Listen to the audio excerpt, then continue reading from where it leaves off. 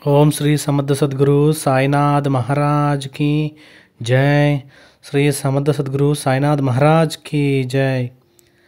అలాగే ఈరోజు మనం చూడబోయే కథ సాయిబాబా సమకాలీన భక్తులైనటువంటి రాజారాం అప్పాసేద్ వర్ధం.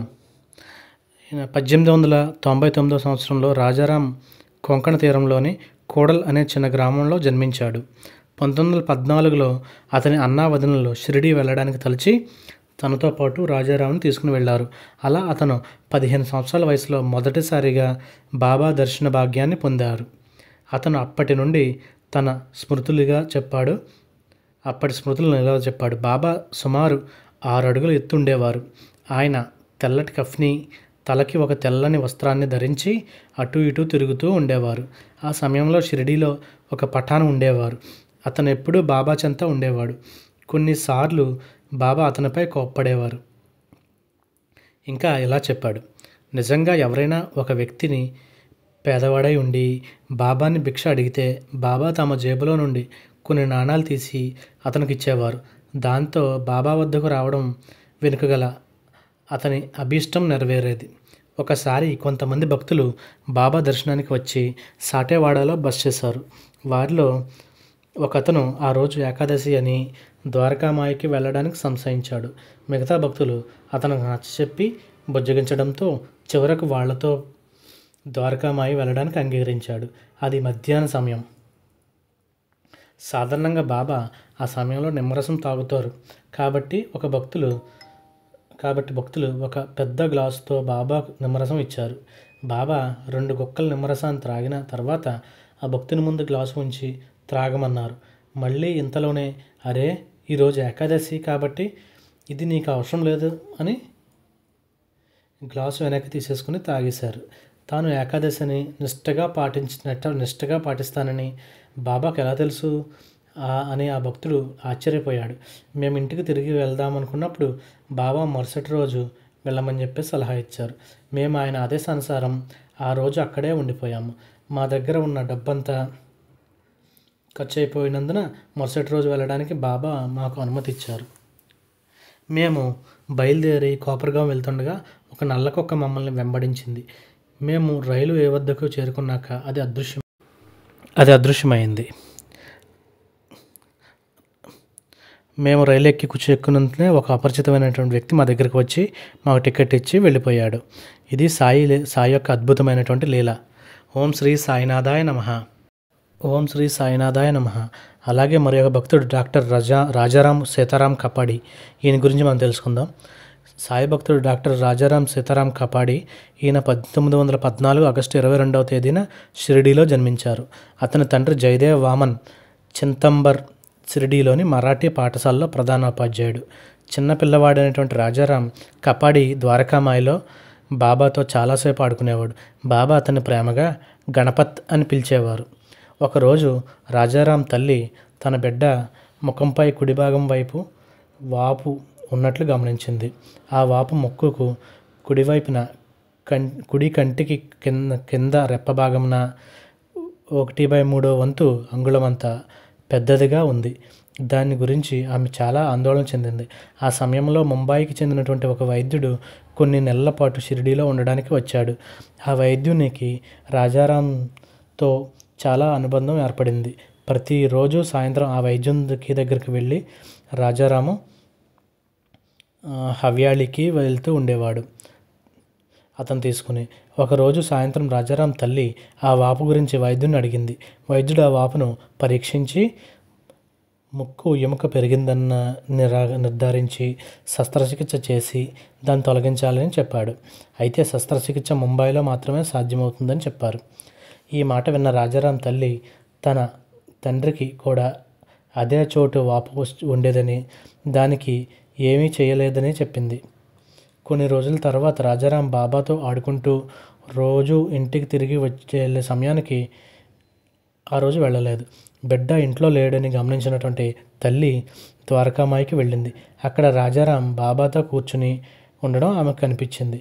వెంటనే ఆమె బిడ్డనెత్తుకుని ద్వారకామాయి నుండి బయటకు తీసుకువెళ్ళి చెంపదెబ్బలు కొట్టింది. బాబా ఆమెను సౌమ్యంగా పిలిచి, ఈ బిడ్డ గత జన్మలో నీ తండ్రి నా స్నేహితుడు, తనని మళ్ళీ ఎప్పుడూ కొట్టవద్దు అని అన్నారు. బాబా మాటలో ఆమె తన తండ్రికి బిడ్డకి మధ్య ఉన్నటువంటి శారీరక సారూప్యతను గమనించి మళ్ళీ ఎప్పుడూ రాజారావుని కొట్టలేదు.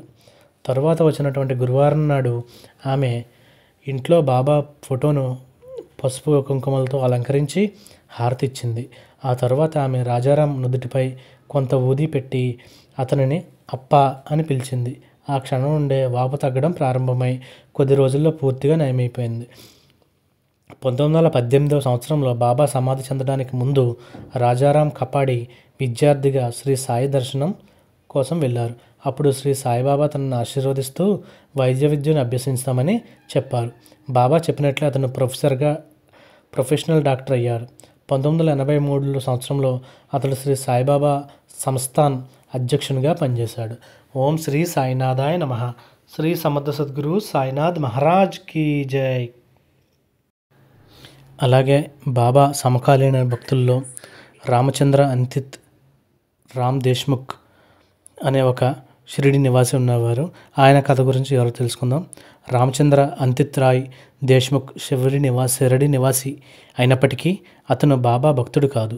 1918లో వృద్ధులైనటువంటి అతని తల్లి కొడుకుతో కలిసి జీవించడానికి షిరిడి వచ్చింది. ఒకసారి ఆమె బాబాను దర్శించి అప్పటి నుండి పూర్ణ భక్తి విశ్వాసాలతో బాబాను పూజింపసాగేది. ప్రతిరోజు ఊది ధరిస్తూ తన వయసును కూడా లెక్కించకుండా అన్ని హారతులకు హాజరవుతూ ఉండేది. బాబా సమాధి చెందాక కూడా ఆమె ద్వారకామాయిని వెళ్ళడం, అక్కడ బాబా చిత్రపటాన్ని పూజించడం అనేది కాదు. ఒకరోజు తెల్లవారుజామున 4 గంటలకు ఆ వృద్ధురాలు కాలకృత్యాలు తీర్చుకోవడానికి వెళ్ళి ఇంటి సమీపంలో ఉన్న బావిలో పడిపోయింది. జరిగిన దుర్ఘటన గురించి ఎవ్వరికీ తెలియదు. సుమారు 5 గంటల ప్రాంతంలో ఒక మహిళ నీళ్ల కోసం వచ్చి బావిలో ఎవరో తేలుతున్నట్లు గమనించింది. మొత్తానికి ఏదో ప్రయత్నం చేసి ఆ వృద్ధురాలిని బయటకు తీసి వైద్యుడు కబురు పెట్టింది. వైద్యుడు ఆమెను చూసి బాబా దయవల్ని సజీవంగా ఉంది. బావి లోతు సుమారు 48 అడుగులు. అందులో నీళ్లు చాలా చల్లగా ఉంటాయి. వయసు పైబడిన బలహీనంగా ఉన్న ఈ వృద్ధురాలు అంత ఎక్కువ సమయం చల్లని నీటిలో ఉన్నందున హైపోథెర్మీ అనే గురి కావచ్చు. పర్యవసానంగా ప్రాణాంతకమయ్యే పరిస్థితి ఉంది. కాబట్టి ఈమెను వెచ్చదనం అందేలా చూస్తూ ఎక్కువ వేడి పానీయాలు ఇవ్వండి, శరీరం అంతా ఊది రాయండి అని చెప్పి వెళ్ళిపోయారు. తర్వాత తల నుండి పాదాల వరకు తడిసిపోయి ఉన్న వృద్ధురాలి బట్టలను మార్చే ప్రయత్నంలో వృద్ధురాలి శరీరంపై ఎక్కడా గాయాలు కానీ ఘాట్లు కానీ లేకపోవడం చూసి ఆమె కోడలు ఆశ్చర్యపోయింది. తర్వాత ఆమె వృద్ధురాలికి పొడిబట్టలు కట్టి ఒక కప్పు వేడి టీ ఇచ్చి, ఈత కూడా రాని మీరు ఎలా అపాయం నుండి బయటపడ్డారో అని అడిగింది. అప్పుడు ఆ వృద్ధురాలు, నేను బావిలో పడిపోయినప్పుడు సాయినాథ మీరు మాత్రమే నన్ను నీటిలో మునగకుండా కాపాడగలరని నా సంరక్షకుడైనటువంటి బాబాను పిలిచాను. వెంటనే నా సాయినాథుడు పరుగున వచ్చి తన 1000 చేతులతో నన్ను పట్టుకున్నారు. దీంతో నీళ్ల కోసం ఆ స్త్రీ వచ్చే వరకు నేను ఆ నీటిలో తేలుతూ ఉన్నాను అన్నది. ఆ వృద్ధురాలు యొక్క ప్రశాంతంగా నవ్వుతూ, అంత పొద్దున్నే నీళ్ల కోసం బావి వద్దకు ఆ స్త్రీని పంపింది ఖచ్చితంగా బాబానే అని అంది. టీ తాగిన కొద్ది సమయానికి ఆమెకు మంచిగా అనిపించింది. తర్వాత రోజువారీ పనులు నిమగ్నమైంది. అప్పటి నుండి ఆమె బాబా దయవల్లే తను ఆ అపాయం నుండి బయటపడ్డానని తరచూ అందరితో చెప్తూ ఉండేది. ఆమెను కాపాడినట్లే సద్గురువు తన 1000 చేతులతో జీవితమనే బావిలో పడిపోకుండా మనల్ని సదా రక్షిస్తూ ఉంటారు. తరువాత ఒకసారి రామచంద్ర దేశ్ముఖ్ కుమార్తె అనారోగ్యానికి గురైంది. తీవ్రమైనటువంటి జ్వరంతో బాధపడుతూ ఉన్న తనని డాక్టర్ గోండ్కర్ ఆసుపత్రిలో చేర్చారు. చికిత్స మొదలుపెట్టి రక్తం మరియు మూత్ర పరీక్షలు చేశాక అది టైఫాయిడ్ జ్వరమని నిర్ధారణ అయ్యింది. తనకి యాంటీబయాటిక్స్ ఇస్తున్నప్పటి నుంచి జ్వరం తగ్గుముఖం పట్టలేదు. రోజు రోజుకి తను నీరసించిపోసాగింది. బాబాకు అంకిత భక్తురాలైనటువంటి తన తల్లి బాబా ఊదిని నీళ్లలో కలిపి రోజుకు 2 సార్లు బిడ్డకు ఇస్తూ ఉండేది.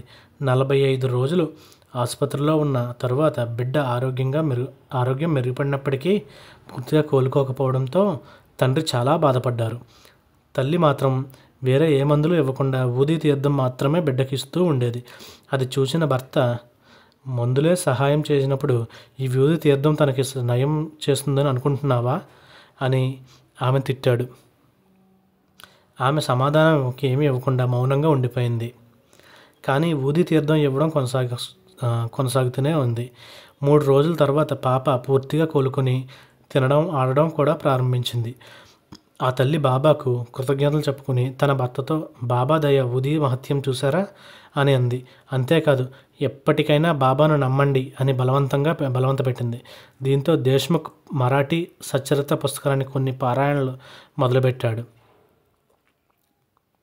అతను పారాయణ బిగ్గరగా చదువుతూ ఉండేవాడు. పారాయణ సమయంలో ఒక పెద్ద కప్ప వచ్చి అతని పక్కనే కూర్చుని అతను చదివేది వింటూ ఉండేది. ఇలా పారాయణాలు 7 రోజులు జరిగింది. పారాయణం పూర్తయిన తర్వాత ఆ కప్ప మరి కనిపించలేదు. కప్ప ఆధ్యాత్మిక పరివర్తనకు సంకేతం అది. అదే సంవత్సరంలో దేశ్ముఖ్ తన పెద్ద కుమార్తెకు వివాహం చేయాలని నిర్ణయించుకున్నాడు. కానీ తన అనారోగ్యం కారణంగా అనుకున్నట్లు చేయలేక ఒకరోజు అతను బాబా ఫోటో ముందు నిలబడి, బాబా, నాకు మొదట్లో మీ మీద నమ్మకం లేకపోయినప్పటికీ మీరు నాకు, నా కుటుంబానికి అన్ని రకాల సమస్యల నుండి ఉపశమనాన్ని కలిగించారు. ఇప్పుడు నా పెద్ద కుమార్తె పెళ్లి జరిపించమని, నాకు మంచి ఆరోగ్యం ప్రసాదించమని మిమ్మల్ని హృదయపూర్వకంగా ప్రార్థిస్తున్నాను అని ఏడ్చాడు.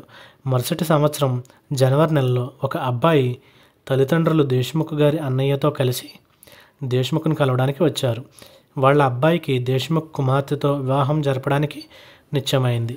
దేశ్ముఖ్ ఆ వివాహాన్ని సాదాసీదాగా చేయాలనుకున్నప్పటికీ తగినంతలో లోటుపాట్లు లేకుండా చేయాలని నిర్ణయించుకుని 500 మందికి విందు భోజనం ఏర్పాటు చేశాడు. కానీ అనుకోకుండా 800 మంది విందుకు హాజరయ్యారు. దేశ్ముఖ్ తన కుటుంబ గౌరవాన్ని కాపాడుకోవడానికి తాపత్రయపడి ద్వారకామాయికి పరిగెత్తుకుని వెళ్ళి తనను రక్షించమని బాబాను వేడుకున్నారు. తరువాత కొంచెం ఊది తీసుకుని ఆహార పదార్థాలు ఉన్నటువంటి ఆ పాత్రల్లో వేసి ధైర్యంగా వడ్డన ప్రారంభించారు. బాబా దయ వలన అతిథులందరూ సంతృప్తిగా తిన్నాక కూడా మరో 200 మందికి సరిపడా ఆహారం మిగిలింది. ఓం శ్రీ సాయినాథాయ నమః. శ్రీ సమర్థ సద్గురు సాయినాథ్ మహారాజ్ కీ జై. అలాగే మరి ఒక భక్తుడు రామచంద్ర మాదయ్య బువా, ఈయన కథ చూద్దాం. మహారాష్ట్ర సిద్దూల్ జిల్లాలో కోడల్ రైల్వే స్టేషన్కు పశ్చిమాన 1/2 మైలు దూరంలో కవిల్కైల్ అనే గ్రామం ఉండేది. ఆ గ్రామంలో సాయినగర్లో శ్రీ సాయిబాబా యొక్క ఒక అందమైన ఆలయం ఉండేది. అక్కడి సాయిబాబా యొక్క సుందరమైన విగ్రహం భక్తులకు నేత్రానందం కలిగిస్తుంది. అక్కడి ఆహ్లాదకరమైనటువంటి పరిసరాలు భక్తులకు మానసిక ప్రశాంతతను చేకూరుస్తాయి. ఈ దేవాలయ నిర్మాణం శ్రీ సాయి అనుగ్రహానికి నిలువెత్తు సాక్ష్యం. కవిల్కేట్ నివాసి కీర్తిశేషులు రామచంద్ర మాదయ్య ఒక గొప్ప దత్త భక్తుడు. ఈ దత్తాత్రేయుని దాసుడు ఎల్లప్పుడూ శ్రీ గురుదేవ దత్త అని జపం చేస్తూ ఉండేవాడు. అందువల్ల ఇతనిని దత్తాదాస్ మాదయ్య బువా అని కూడా పిలిచేవారు. ఒకరోజు అతనికి దత్తాత్రేయుడు సాయిబాబా రూపంలో షిరిడీలో ఉన్నట్లు దృష్టాంతం వచ్చింది. ఆ దృష్టాంతం తర్వాత అతను షిరిడీ వెళ్ళాడు. శ్రీ సాయినాథుని మొదటిసారిగా దర్శించుకున్నప్పుడు ఆయన దాదాపు స్పృహ కోల్పోయాడు. దత్తాత్రేయుడినే దర్శించినంత ఆనందం అతనికి కలిగింది. సాయిబాబా అతనికి ₹1 నాణెం ఇచ్చి దాచుకోమన్నారు. అతను దాన్ని చాలా అమూల్యంగా భద్రపరుచుకున్నాడు. ఆ తర్వాత అతను షిరిడీకి అతనితో పాటు అనేక మంది కోడల్ పౌరులను తీసుకువెళ్ళి వారిని సాయి దర్శన భాగ్యాన్ని కల్పించారు. 1918లో సాయిబాబా 15 అక్టోబర్ విజయదశమి రోజున మహాసమాధి చెందారు. 1919లో బాబా మొదటి పుణ్యతిథి షిరిడీలో పాటు కూడిల్లో కూడా మాదయ్య బువా చేతుల మీదుగా బహిరంగంగా నిర్వహించారు. బాబా ఇచ్చినటువంటి ₹1 అతను ఈ ప్రయోజనం కోసం ఉపయోగించారు. ఆ తర్వాత 1922లో సాయిబాబా యొక్క 4వ పుణ్యతిథి రోజున మాదయ్య బువా ఒక సాయి మందిరం నిర్మించాడు. శ్రీ బాబూరావు సారంగ్ చేత తయారు చేయబడిన శ్రీ సాయిబాబా యొక్క 6 అడుగుల విగ్రహం ఆయన మందిరంలో ప్రతిష్ఠించారు. బాబా యొక్క సమాధి తర్వాత బాబా కోరిక ప్రకారం ఆయన పార్థివ దేహాన్ని బూటీవాడాలో ఉంచి దానిపై ఒక సమాధిని నిర్మించి దానిపై సాయిబాబా ఫోటో ఉంచబడింది. 36 సంవత్సరాల తర్వాత 1954లో శ్రీ బాలాజీ వసంత తాలిం రూపొందించినటువంటి 5.5 అడుగుల విగ్రహం సాయి సమాధి మందిరంలో స్థాపించబడింది. కీర్తిశేషులు శ్రీ నాగేష్ ఆత్మారాం సావంత్ విగ్రహం యొక్క సంస్థాపనలో చురుకుగా పాల్గొన్నారు. అలాగా అతను సుదీర్ఘకాలం పాటు సాయి సంస్థానం యొక్క మేనేజింగ్ ట్రస్టీగా కూడా ఉన్నారు. ఆయన రాసిన ఒక వ్యాసంలో అతను కోడల్లోని మాదయ్య బువ నిర్మించిన సాయి మందిరం గురించి ఈ విధంగా చెప్పారు. డిసెంబర్ 1922లో నేను సెలవులో కొంకణకు వెళ్ళాను. నేడు మాధవయ్య బావను ఆయన స్థాపించినటువంటి శ్రీ సాయి దర్బార్లో కలిశాను. చూడగానే భక్తిభావం ఉట్టిపడేలా నిలువెత్తు బాబా విగ్రహం అక్కడ స్థాపించబడింది. అంతటి మనోహరమైనటువంటి బాబా రూపాన్ని చూశాక ఎవరికీ ఆధ్యాత్మిక పారవశం కలగకుండా ఉంటుంది. నా ఆనందానికి అవధులు లేవు. ఆయన ఉన్నప్పుడే శ్రీ సాయి లీలా పత్రిక తాజా సంచికను అందుకున్నాక నా ఆనందం ద్విగుణీకృతమై అక్కడే ఎంతో ఆసక్తిగా చదివాను. దత్తాదాస్ మాదయ్య బువ నిర్మించినటువంటి ఆ మందిరం 1983 సంవత్సరంలో పునరుద్ధరించబడింది.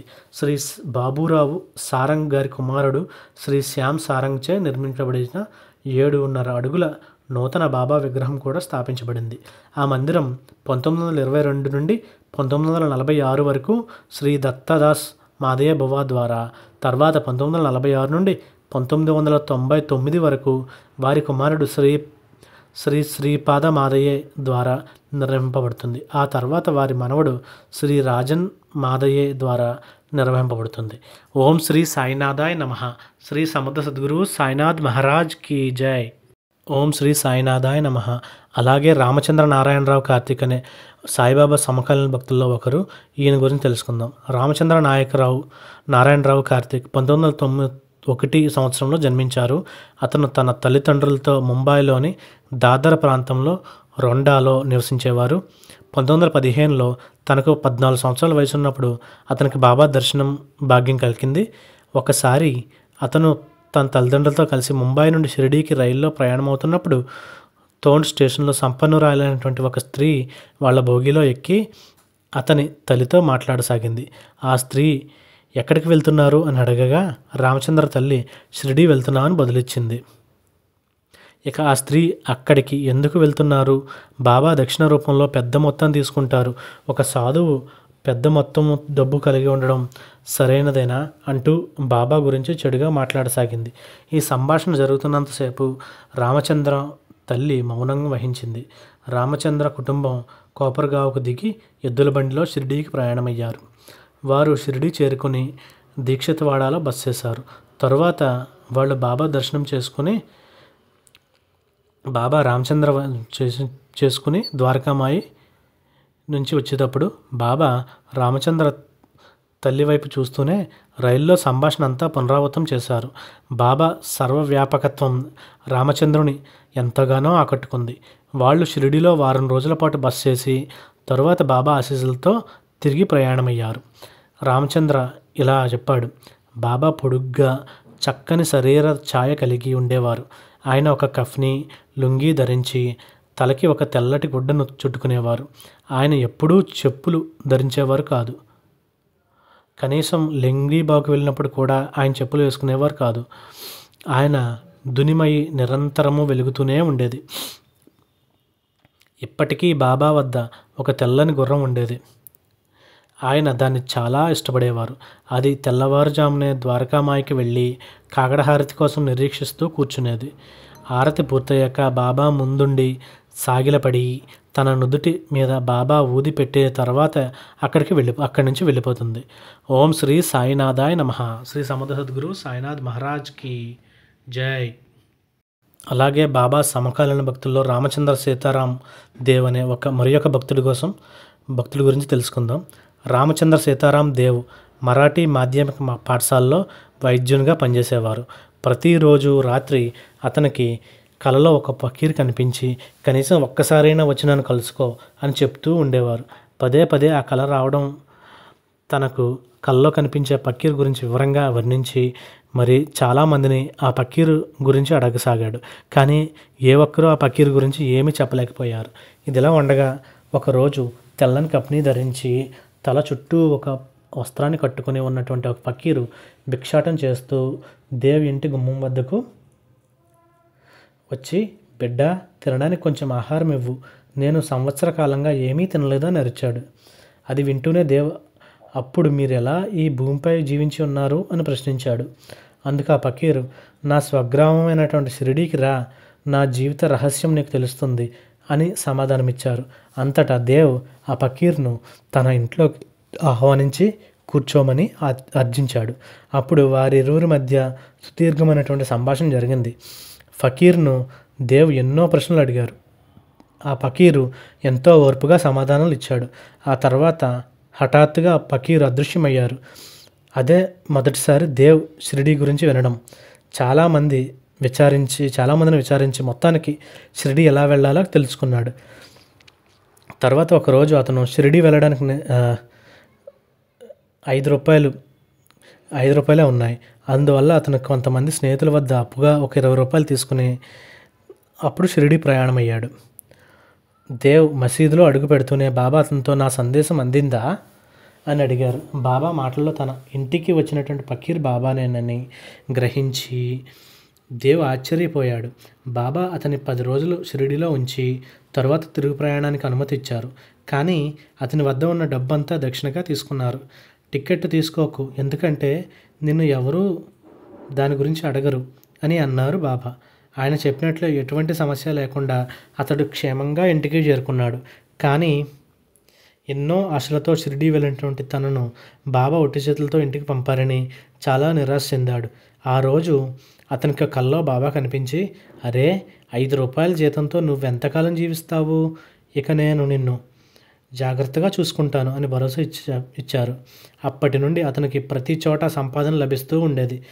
త్వరలోనే అతను గొప్ప ధనవంతుడయ్యాడు. బాబాకు దేవ్ గొప్ప అయ్యడానికి ప్రత్యేకంగా చెప్పనవసరం లేదు. ఈ యొక్క ఉదంతమే కారణం. ఓం శ్రీ సాయినాథాయ నమః. శ్రీ సమర్థ సద్గురు సాయినాథ్ మహారాజ్ కీ జై.